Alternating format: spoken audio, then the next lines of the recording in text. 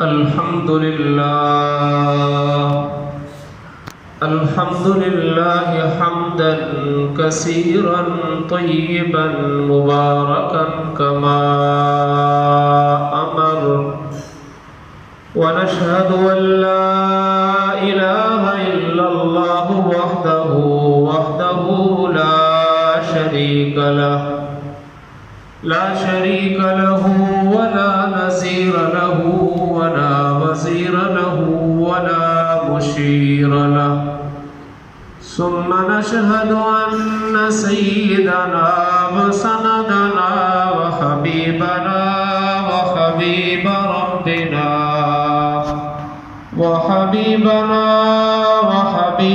ربنا ومرشدنا ومولانا محمدا عبده ورسوله. أما بعد فأعوذ بالله من الشيطان الرجيم. بسم الله الرحمن الرحيم. يوم يحمى عليها في نار جهنم فتكوى بها جباههم وجنوبهم وظهورهم هذا ما كنزتم لأنفسكم فذوقوا ما كنتم تكنزون. يوم يحمى عليها في نار جهنم فتكوى بها جباههم وجنوبهم وظهورهم هذا ما كنزتم لأنفسكم فذوقوا ما كنتم تكنزون. صدق اللہ العظیم. محترم دوستو، اللہ پاک ارشاد فرماتے ہیں بے شک وہ لوگ کہ جو اللہ کے راستے میں مال کو خرچ نہیں کرتے، جمع کر کے رکھتے، اے میرے نبی جی فبشرہم بعذاب علیم، آپ ان لوگوں کو دردناک عذاب، خوفناک عذاب کی خوشخبری سنا دیں. اور اللہ فرماتے ہیں ان کو خوشخبری سنا دیں کہ عنقریب ایک دن آنے والا ہے جب تم مر جاؤ گے، تمہارے جسم سے روح کو نکال دیا جائے گا، تم دنیا کی زندگی کو ختم کر دو گے، پھر تم ثم الینا مرجعکم، پھر تم ہمارے پاس آؤ گے تو یہ تمہارا مال یہ سانپ اور بچھو بن کے تمہیں ڈسے گا، تمہارے آگے سے، پیچھے سے، دائیں سے، بائیں سے. یہ انسان خوف کی وجہ سے ڈرے گا. اللہ فرمائیں گے ھذا ما کنزتم لانفسکم، ڈرو نہیں، یہ تمہارا سرمایہ ہے جو تم نے جمع کیا ہے. فذوقوا ما کنتم تکنزون، جو جمع کیا ہے اب اس کا بدلہ چکھو. تو میرے عزیزو، اسلام کے ارکان میں تیسرا رکن ہے ایتاء الزکوٰۃ، زکوٰۃ کو ادا کرنا. اب پاکستان میں اگر 50% لوگ زکوٰۃ ادا کرنا دے دیں، زکوٰۃ کو دینا شروع ہو جائے 50%، تو کوئی غریب نظر نہ آئے. اب یہاں پر بے روزگاری، غربت کیوں ہے کہ جس کے پاس پیسہ ہے وہ کہتا ہے بڑھ جائے، 1 لاکھ ہے 2 لاکھ کیسے ہو جائے، 2 لاکھ ہے 4 لاکھ کیسے ہو جائے، 1 کنال کا پلاٹ ہے 2 کنال کا کیسے ہو جائے، بڑھ جائے. سوچنے کی بات ہے، اگر 1 لاکھ روپے موجود ہے، 2 لاکھ کما لیں گے، روٹی تو 2 ہی کھانی ہے. بڑے سے بڑا دنیا کا مالدار بندہ آپ جا کر اس سے پوچھیں 2 سے زیادہ روٹی کھا سکتا ہے؟ اگر جو مقدر میں روٹی لکھی ہوئی ہے، مقدر میں کھانا لکھا ہوا ہے، وہ مل کے رہے گا. اسی لیے میرے عزیزو، یہ مال فتنہ بھی ہے، امتحان بھی ہے اور ایک نعمت بھی ہے. بے شمار جگہ میں اللہ فرماتے انما اموالکم و اولادکم فتنہ، یہ تمہارا مال اور تمہاری اولاد یہ تمہارا امتحان ہے کہ بعض دفعہ انسان مال کی وجہ سے اکڑ میں آ جاتا ہے اور اکڑ میں آ کر تکبر شروع کر دیتا ہے. ان اللہ لا يحب كل فرح فخور، ان اللہ لا يحب كل مختال فخور. اللہ فرماتے ہیں میں ایسے لوگوں کو پسند ہی نہیں کرتا ہوں جو اکڑنے والے ہوں. تو مال کی وجہ سے بعض دفعہ انسان اپنا ایمان بھی کھو بیٹھتا ہے. جیسے ہمارے معاشرے میں عام طور پہ پیسہ خدا بنا ہوا ہے کہ پیسے کی قدر ہے، پیسے کی قیمت ہے، انسان کی قیمت نہیں ہے. اسی لیے قیامت کی نشانیوں میں ایک نشانی یہ بھی ہے کہ انسانیت کی قدر ختم ہو جائے گی. اگر پیسہ ہے تو سارے دوست، اگر پیسہ ہے تو اپنے بھی پرائے ہو جاتے ہیں. تو میرے عزیزوں بات عرض کر رہا تھا، اسلام کے ارکان میں تیسرا رکن یہ ہے کہ انسان زکوٰۃ ادا کرے. اللہ نے مال دیا ہے، اس مال کا شکر ادا کرے، اس رب کی دی ہوئی انعامات کا شکر ادا کرے کہ جس رب نے دیا ہے وہ لے بھی سکتا ہے. اگر رب کی پکڑ آ گئی، اللہ کا عذاب آ گیا، ایک پل میں جو لاکھ بتی ہے وہ غریبوں کا سردار بن جائے گا، غربت میں آ جائے گا. جیسے کئی مشاہدات، کئی واقعات احادیث میں یا اس کے علاوہ ابھی روزمرہ کی زندگی میں کتنے نقصان ہوتے ہیں.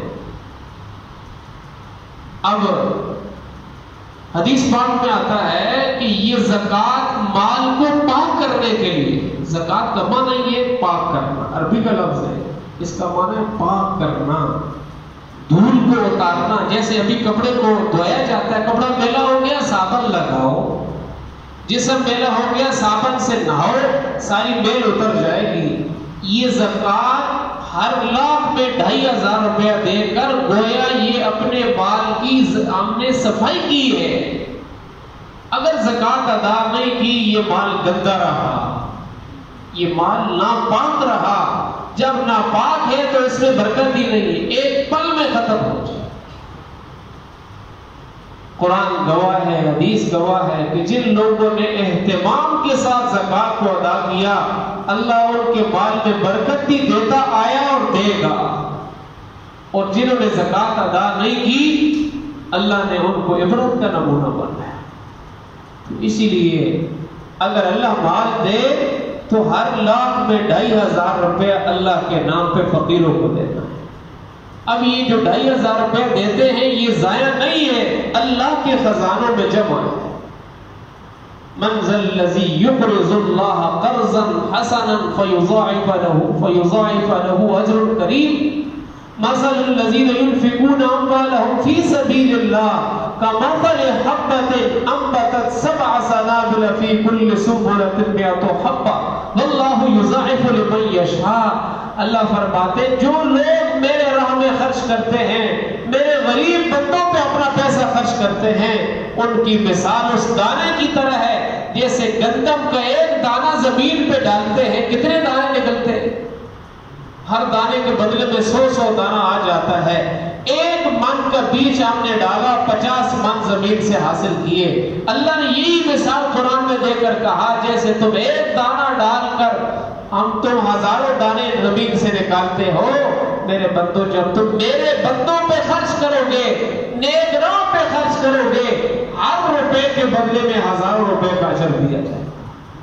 واللہ یضاعف لمن یشاء، جس کے لیے اللہ چاہے کہ بغیر حساب کے بڑھا دے. تو اگر اللہ نے مال دیا ہے تو اپنے مال میں سے زکوٰۃ اہتمام کے ساتھ ادا کرے. یہ زکوٰۃ کا ادا کرنا اسلام کی ارکان میں ہے. جو بندہ زکوٰۃ ادا نہیں کرتا اسلام کے بہت بڑے حصے کا انکار کرنے والا ہے، قرآن کے بہت بڑے حصے کا انکار کرنے والا ہے، حدیث کے بہت بڑے حصے کا انکار کرنے والا ہے.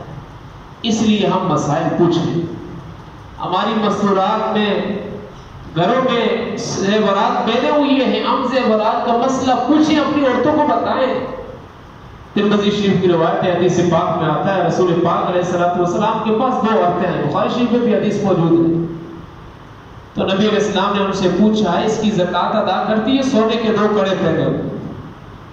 فرمایا انہوں نے عرض کیا اللہ کے رسول زکات نہیں ادا. نبی علیہ السلام نے فرمایا یہ کیا آگ کے انگارے آپ نے اپنے ہاتھوں میں پہن رکھے. جو عورتیں اپنے زیورات میں زکات ادا نہیں کریں گی قیامت کے دن یہی زیورات آگ کے بنا کر ان کے ہاتھوں اور گلے میں ڈالے جائیں گے, ان کے کانوں میں ڈالے جائیں گے. اپنی عورتوں کو مسئلہ بتائیں, اگر زیور موجود ہے اس زیور کی زکات ادا کرے, اور اگر اللہ نے ہم کو مال دیا ہے اس مال میں سے ہم خرچ کریں. دنیا میں چھوٹا سا سانپ آ جاتا ہے, کوئی بچنے کی صورت نہ ہو, کوئی لاٹھی وغیرہ کوئی مارنے کی چیز نہ ہو تو انسان پریشان ہو جاتے ہیں. اللہ فرماتے ہیں یوم یحما علیہا فی نار جہنم فتکوی بہا جباہہم وجنوبہم وظہورہم ھذا ما کنزتم لانفسکم. قیامت کے دن ایک بہت بڑا سانپ آئے گا, انسان کو آگے سے ڈسے گا. جب انسان ادھر جائے گا پھر بائیں آئے گا, پھر دائیں آئے گا, پھر سامنے سے آئے گا, یہ اس کو ڈستا رہے گا اور اللہ کی طرف سے اعلان ہوگا ھذا ما کنزتم. یہ روپے پیسے جو دنیا میں تم نے بغیر زکات کے جمع کیے یہ وہ پیسے تمہیں مل رہے ہیں. اسی لیے میرے عزیزو اگر ہم وہ سزائیں برداشت کر سکتے پھر تو زکات ادا نہ کریں. اگر نہیں کر سکتے اللہ نے جتنا مال دیا ہے ہم خرچ کریں. خرچ تو نفلی بھی کرنا چاہیے. آپ دیکھو صحابہ کی زندگی 30 ہزار اونٹ انہوں نے صدقہ کیے. کیسا اللہ کے راستے میں خرچ کرنے کا ان کو مزہ آ گیا. جو بندہ اللہ کے راستے میں خرچ کرتا ہے خرچ کرنے کا عادی بن جاتا ہے, اللہ آفتیں اور مصیبتیں ڈال دیتے ہیں. خود حدیث میں آتا ہے الصدقۃ تطفئ البلاء, ایک حدیث میں یہ آتا ہے. دوسری حدیث میں آتا ہے بندے پر آسمان سے آفت آنے والی ہوتی ہے, پریشانی آنے والی ہوتی ہے, آسمان سے اترتے اترتے سر پر پہنچ جاتی ہے, بندہ کوئی صدقے کا کام کرتا ہے اللہ اس صدقے کی برکت سے اس مصیبت کو ٹال دیتا ہے. آ چکی ہوتی ہے پھر ٹل جاتی ہے کہ درمیان میں صدقہ آ جاتا ہے. یہ صدقہ ایسی چیز 70 سے زیادہ آفتیں آسمان سے اللہ اس صدقے کی برکت سے ٹال دیتے ہیں. اب صدقہ کتنا کرے؟ اگر اللہ نے مال دیا ہے زکات تو واجب ہے, عشر واجب ہے, قربانی صاحب نصاب پہ واجب ہے. لیکن اگر مالدار نہیں ہے, غریب ہے, اپنی طاقت کے مطابق خرچ کرے. چاہے 1 روپیہ کم سے کم, ہمارے اس ملک میں کم سے کم جو پیسہ ہے 1 روپیہ, اگر 1 روپیہ بھی خرچ کریں گے نیت خالص ہے, نیت اللہ کو راضی کرنا ہے, اللہ اس 1 روپے کو 1 لاکھ کروڑ کے ساتھ شمار کرے. اللہ بڑے ہیں, اللہ دلوں کی حال کو جاننے والے, دل کی نیت پہ اللہ فیصلہ کرے. تو میرے عزیزو ابھی بھی اس مال پہ ایک حکم آ رہا ہے قربانی کا. بڑی عید آ رہی ہے, جن لوگوں کو اللہ نے طاقت دی ہے اس لیے نہیں کہ ہم گوشت کھائیں. لن ينال الله لحومها ولا دماؤها ولكن يناله التقوى منكم. اللہ فرماتے ہیں نہ تمہارا گوشت ہمیں چاہیے, نہ تمہارے چمڑے چاہیے, نہ جانوروں کا ذبح کرنا مجھے مقصود ہے. ولكن يناله التقوى. میں تم سے امتحان لینا چاہتا ہوں کہ تم میں کون میرے اس حکم کو پورا کرتا ہے. اللہ نے کتنی آسانی کر دی ہے, قربانی کرو, گوشت بھی خود کھائیں اور ثواب علیحدہ. حدیث پاک میں آتا ہے جو بندہ قربانی کا جانور ذبح کرتا ہے اس قربانی کے جانور کے ہر بال کے بدلے میں 1 نیکی دی جاتی ہے. اب یہ جو حدیث میں آتا ہے ہر بال کے بدلے میں نیکی, یہ اس کا یہ مطلب نہیں ہے کہ جانور کے جسم میں جتنے بال ہیں اتنی نیکیاں. حدیث پاک کا مطلب یہ ہے کہ جیسے جانور کے بال, جسم پہ جتنے بال ہیں ان کا گننا مشکل ہے, ان کا شمار کرنا مشکل ہے, ایسے ہی جو بندہ اللہ کے نام پہ جانور ذبح کرتا ہے اس کا اجر گننا مشکل ہے, بے حساب اللہ دے.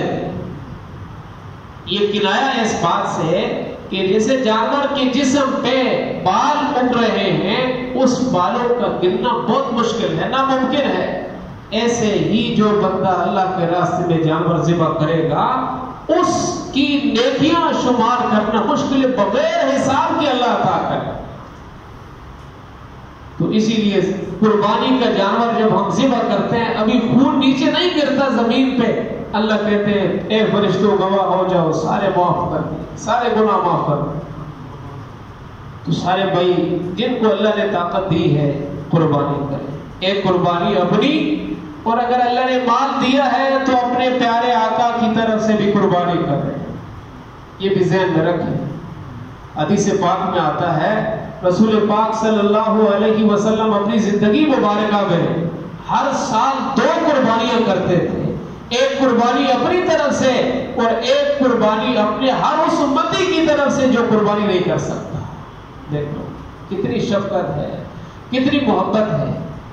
تو نبی علیہ السلام کا مقام اور شان تو اونچا ہے، اگر اللہ طاقت دے تو اپنے پیارے نبی کی محبت کا اظہار کریں اور ایک قربانی کبھی کبھی ایک مرتبہ زندگی میں۔ ہم نے کئی لوگ ایسے دیکھے ہیں جو کئی سالوں سے ہر سال اپنے پیارے نبی کی طرف سے الگ ایک قربانی کرتے ہیں۔ تو اللہ طاقت دے تو ہم اپنے پیارے آقا کی طرف سے بھی قربانی کریں۔ اب اس کا حکم یہ ہے کہ وہ سارا گوشت صدقہ کرنا پڑتا ہے۔ اپنی جو قربانی ہے اس قربانی کا سارا گوشت بھی اگر ہم گھر میں رکھنا چاہیں رکھ سکتے ہیں، بشرطے کہ نیت خالص ہو، نیت گوشت کی نہ ہو، سارا گوشت بھی گھر میں رکھیں، اللہ اجر دے گا، رکھ سکتے ہیں۔ لیکن اگر کوئی وارث مرا ہوا ہے، والدین کی طرف سے قربانی کرتے ہیں یا نبی علیہ السلام کی طرف سے قربانی کرتے ہیں یا کسی اللہ کے کسی نیک بندے کی طرف سے قربانی کرتے ہیں تو پھر وہ سارا گوشت صدقہ کرنا پڑتا ہے۔ تو اللہ مال دے تو اپنے مال میں قربانی ضرور کریں، قربانی اس نیت سے کہ ہم اس پیارے ابراہیم خلیل اللہ کی سنت کو پورا کر رہے ہیں کہ جنہوں نے اپنی رب کو راضی کرنے کے لیے سگی اولاد اپنے لخت جگر پہ چھری پھینکی، اور اس کے بعد اسی مال پہ اور جان پہ ایک حکم اسلام کا 5واں رکن ہے وہ حج۔ وہ حج البیت من استطاع الیہ سبیلا، اللہ نے مال دیا ہے تو اللہ کے راستے میں ہم حج کرنے کے لیے جائیں، اللہ کے گھر کو دیکھیں۔ اب اگر اللہ نے مال دیا ہے حج نہیں کرتا، حج فرض ہے، تو نبی علیہ السلام نے فرمایا مجھے کوئی پرواہ نہیں ہے کہ یہ یہودی ہو کر مرے یا نصرانی ہو کر مرے یا کسی مذہب پہ مرے۔ کتنی سخت سزا نبی علیہ السلام نے سنائی ہے۔ اگر اللہ نے مال دیا ہے، اللہ نے روپیہ پیسہ دیا ہے، طاقت دی ہے، تو حج میں دیر نہ کریں، فوراً اللہ کے گھر کو دیکھ کے حج مبرور کا بدلہ صرف ہے ہی جنت ہے۔ جو مقبول حج ہے اس کا ثواب نبی علیہ السلام نے فرمایا سوائے جنت کے ہو ہی نہیں سکتا۔ اسی لیے بڑی عید آ رہی ہے، سارے بھائی جن کو اللہ نے مال دیا ہے قربانی بھی کریں، اللہ نے طاقت دی ہے اللہ کے راستے میں جا کر حج بھی کریں۔ جتنی باتیں کی ہیں اللہ پاک مجھے اور آپ کو ان پر عمل کرنے کی توفیق نصیب فرمائے۔ وآخر دعوانا الحمدللہ۔ سنتے پڑھیں۔